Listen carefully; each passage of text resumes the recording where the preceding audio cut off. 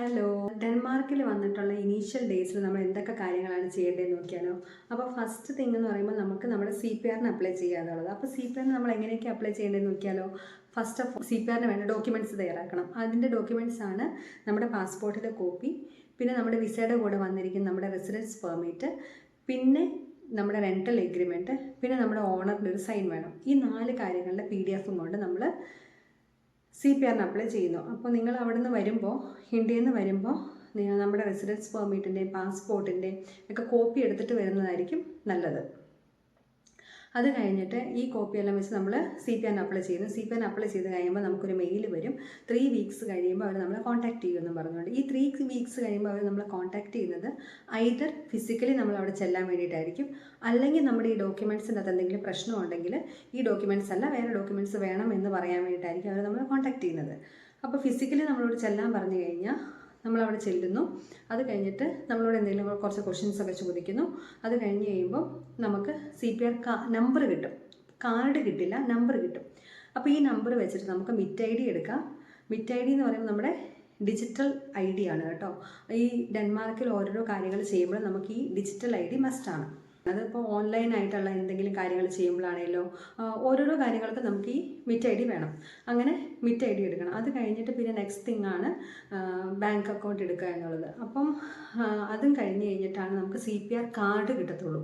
അത് കഴിഞ്ഞിട്ട് CPR card കിട്ടാൻ മേ ബി ഒരു 1 മന്ത് പിടിക്കും ടോട്ടലി, എല്ലാം കൂടെ ആകുമ്പോഴത്തേക്കും.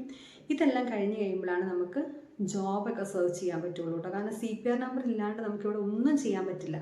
പിന്നെ ചിലവർ ചോദിക്കുന്നുണ്ട് ഇന്ത്യയിൽ നിന്ന് CPR നമ്പർ എടുക്കാൻ പറ്റുമെന്ന്. ഒരിക്കലും പോസിബിൾ അല്ല. കാരണം ഇവിടെ വന്ന് ഇവിടുത്തെ ഒരു അഡ്രസ്സ് ഉണ്ടെങ്കിൽ മാത്രമാണ് നമുക്ക് CPR അപ്ലൈ ചെയ്യാൻ പോലും പറ്റത്തുള്ളൂ. അപ്പോൾ ഇന്ത്യയിൽ വെച്ച് നമുക്കിത് എടുക്കാൻ പറ്റത്തില്ല. പിന്നെ വേണമെങ്കിൽ നമ്മുടെ പാർട്ട്ണറിനെ കൊണ്ടുവരുമ്പോൾ അതിനെന്തെങ്കിലും പോസിബിലിറ്റി ഉണ്ടോ എന്നുള്ളത് എനിക്കറിയില്ല. ചിലപ്പം പാർട്ട്ണറിനെ കൊണ്ടുവരുമ്പോൾ നമുക്കതങ്ങനെ കിട്ടുമെന്ന് എനിക്കറിയില്ല. പക്ഷേ IT ഫീൽഡിലുള്ളവർക്കൊക്കെ ആകുമ്പോൾ ചിലപ്പോൾ കിട്ടാൻ സാധ്യതയുണ്ട്.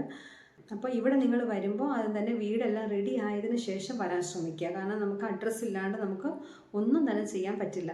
പിന്നെ എന്നോട് ചോദിക്കുന്നുണ്ട് ജോലിയുടെ കാര്യങ്ങളെന്ന് പറയുമ്പോൾ നമുക്ക് ഞാൻ പറഞ്ഞല്ലോ ഈ ഒരു 1 to 1.5 മന്ത് ടൈം പിടിക്കും എന്തൊക്കെയായാലും ഈ കാര്യങ്ങളൊക്കെ ഒന്ന് ആയി വരാൻ. അപ്പോൾ ഈ ടൈമിൽ നമുക്ക് കുറച്ച് ജോലികളൊക്കെ ഒന്ന് കണ്ടുപിടിക്കുക, എവിടേക്കാണ് വേക്കൻസി ഉള്ളത് എന്ന് നോക്കുക എന്ന് മാത്രമേ ഉള്ളൂ. അല്ലാണ്ട് നമുക്ക് ജോബിനൊന്നും പോകാൻ ഈ ഒരു 1 to 1.5 മന്ത് നമുക്ക് പറ്റില്ല.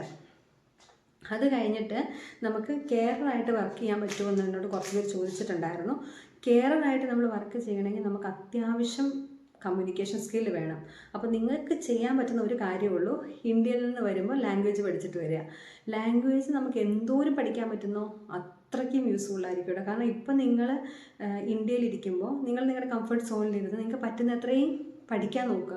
ഇപ്പോൾ ഇവിടെ വന്നു കഴിഞ്ഞിട്ടാണെങ്കിലും ആദ്യത്തെ ഒരു 1.5 മന്ത് നമുക്ക് ടൈം ഉള്ളപ്പോൾ നമ്മൾ ലാംഗ്വേജിന് വേണ്ടിയിട്ട് ടൈം കണ്ടെത്തുകയാണെങ്കിൽ നമുക്ക് കുറച്ചൊക്കെ പഠിക്കാൻ പറ്റും. അപ്പോൾ അതുകൊണ്ട് ഒരു ജോലി കിട്ടുമോ എന്നുള്ളത് എനിക്ക് ഉറപ്പ് പറയാൻ പറ്റില്ല.